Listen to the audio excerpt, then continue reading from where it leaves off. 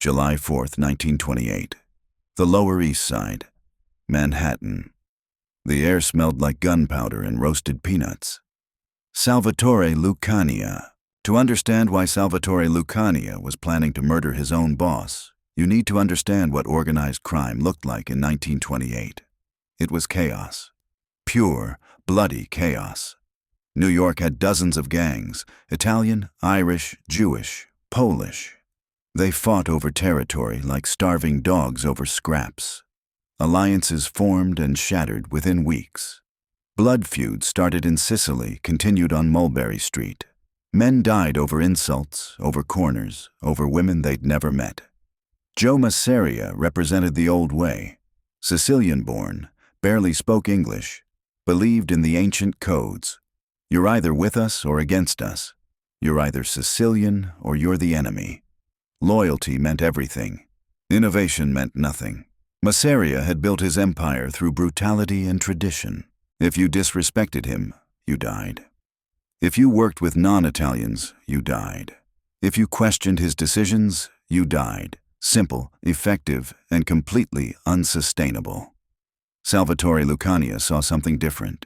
He'd grown up on these streets, watched the Irish gangs, the Jewish syndicates, saw how they operated, and he realized something revolutionary. Crime didn't have to be about blood feuds and ethnic loyalty. It could be about money, pure business. Meyer Lansky was Jewish. Bugsy Siegel was Jewish. Frank Costello was Italian but thought like an American. These were the men Sal trusted. Not because they were Sicilian, not because of some ancient code, but because they were smart, ruthless, and understood that cooperation made everyone richer. But Joe Masseria would never accept it. To him, working with Jews was betrayal. Planning with Irish gangs was treason. Sal's vision of a modern corporate crime syndicate? That was heresy. So Sal made a choice. The old man had to go. But here's what made Salvatore Lucania different from every other ambitious gangster in New York. He didn't just want to kill his boss and take over. He wanted to kill the entire system. The planning started in January 1928. Secret meetings in basement speakeasies. Late-night conversations in parked cars. Sal reached out to every young boss who was tired of the old ways. Meyer Lansky controlled the Jewish syndicates. He was in. Bugsy Siegel ran enforcement. He was in. Frank Costello had political connections. He was in. Vito Genovese was Masseria's underboss, but even he saw the writing on the wall. He was in, but they had a problem. You don't just kill Joe Masseria. The man traveled with 6 bodyguards. He never went anywhere alone.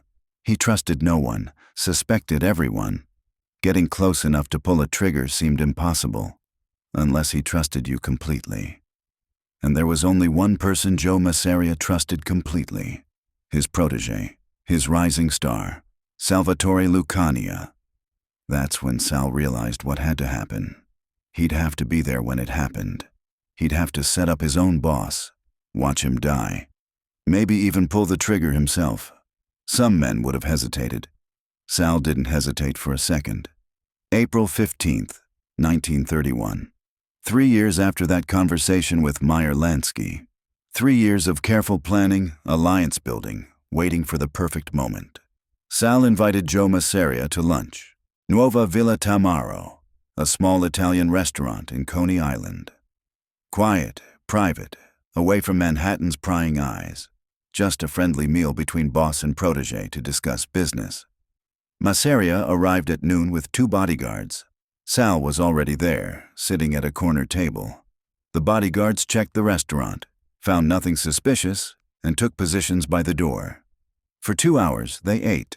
Pasta, wine, conversation about territory and money. Masseria was relaxed, happy. He trusted Sal completely. Why wouldn't he? Sal had been loyal for years, made him millions, never questioned orders. At 2:30, Sal excused himself. "I need to use the restroom." Masseria waved him away, poured himself another glass of wine.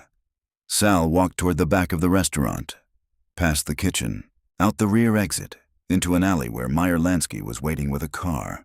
He in there alone? Meyer asked. Just him and the guards at the front. Sal climbed into the car. Let's go. 60 seconds after Sal walked out, 4 men entered Nuova Villa Tamaro through the front door. Vito Genovese, Albert Anastasia, Joe Adonis, Bugsy Siegel. They walked past the bodyguards like they owned the place, headed straight for Masseria's table. The bodyguards started to move. Too late. Masseria looked up from his wine glass, saw 4 guns pointed at his face, and realized in that final second that his protege had betrayed him. They fired 20 shots. 6 hit Masseria. He died instantly, face down in his pasta, blood mixing with red wine on the white tablecloth. The bodyguards ran. They weren't paid enough to die for a corpse. The 4 shooters walked out the front door, got into a waiting car, and disappeared into Brooklyn traffic. When police arrived 15 minutes later, they found a restaurant full of witnesses who'd seen nothing, heard nothing, remembered nothing, except for one detail. Salvatore Lucania had been there. He'd gone to the bathroom. When he came back, his boss was dead. What a coincidence. What terrible luck. Detective Brennan questioned Sal for 6 hours. Mr. Lucania, you expect me to believe you were in the bathroom when your boss got shot 20 times? I got a weak bladder, Detective. Sal's face was blank, emotionless. You didn't hear the gunshots? I was washing my hands. Water was running. You didn't see the shooters? I was in the back. They came through the front. You're telling me you had nothing to do with this? I'm telling you I was taking a leak when someone killed my boss. It's the worst day of my life. Detective Brennan stared at him. They both knew it was complete fabrication. They both knew Sal had set it up. But they also both knew that without witnesses, without evidence, without anyone willing to talk, there was nothing the police could do. Sal walked out of the precinct at midnight. Free man, no charges, no evidence, no witnesses, just a dead boss and a very convenient alibi. But killing Joe Masseria was only step 1, because Masseria wasn't the only old guard boss in New York.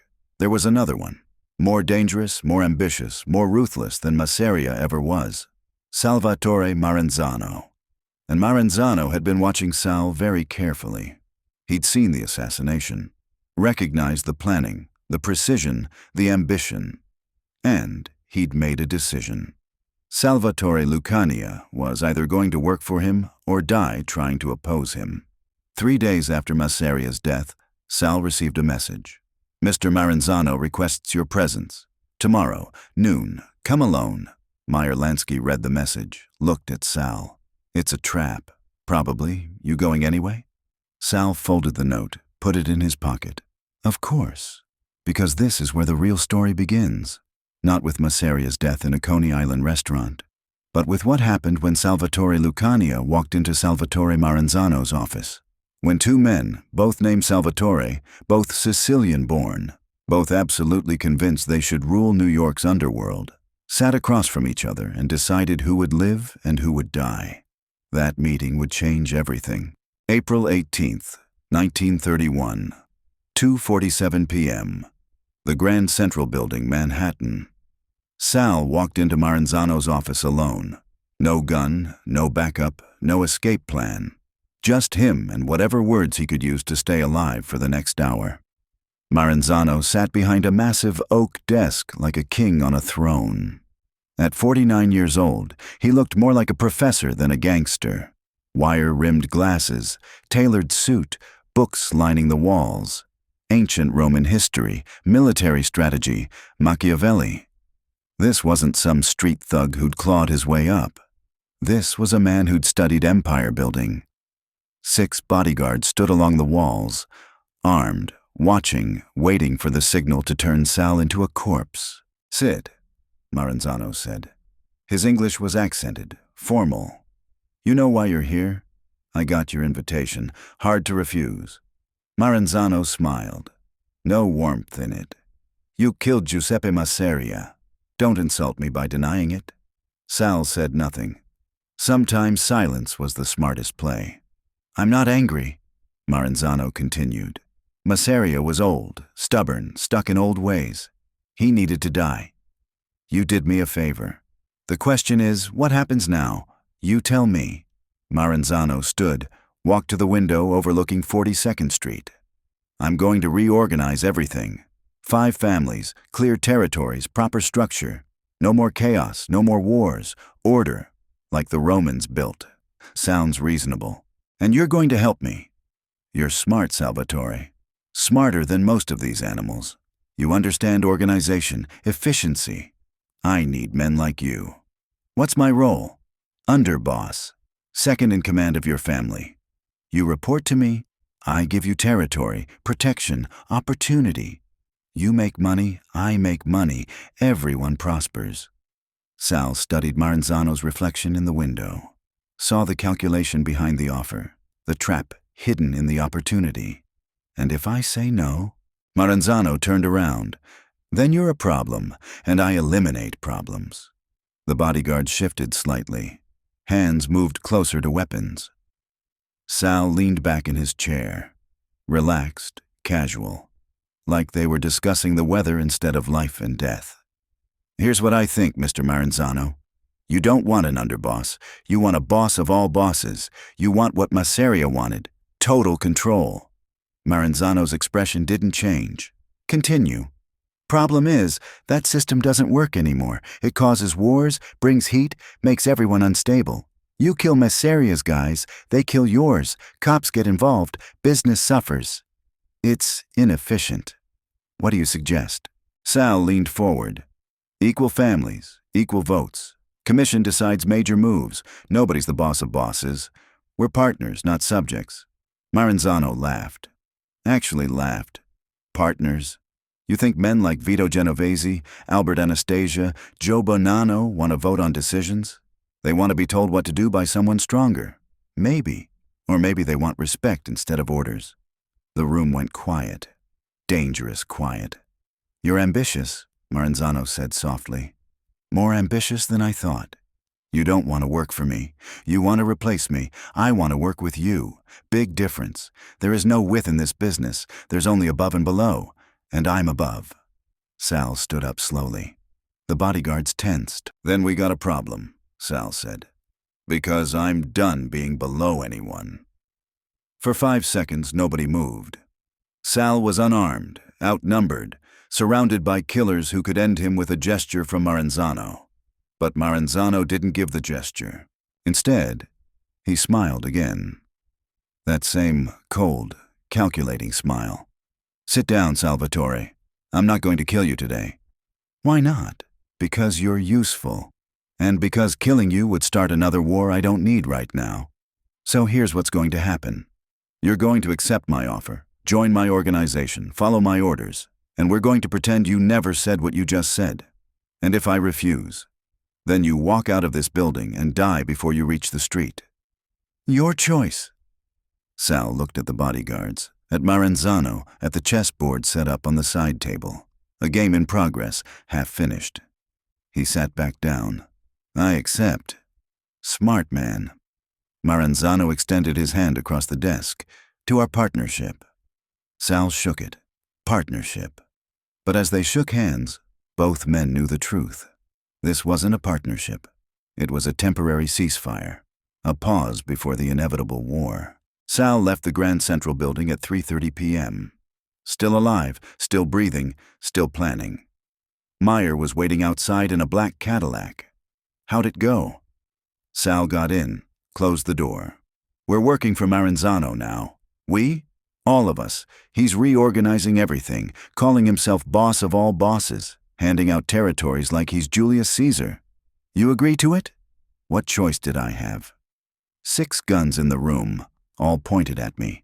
Meyer started the car, pulled into traffic. So what's the play? Sal lit a cigarette, watched Manhattan roll past the window. We play along. Smile, nod, follow orders. Let him think we're loyal. And then, when he's comfortable, when he stops watching us so carefully, when he thinks he's won, we kill him. You got a timeline? 6 months, maybe less.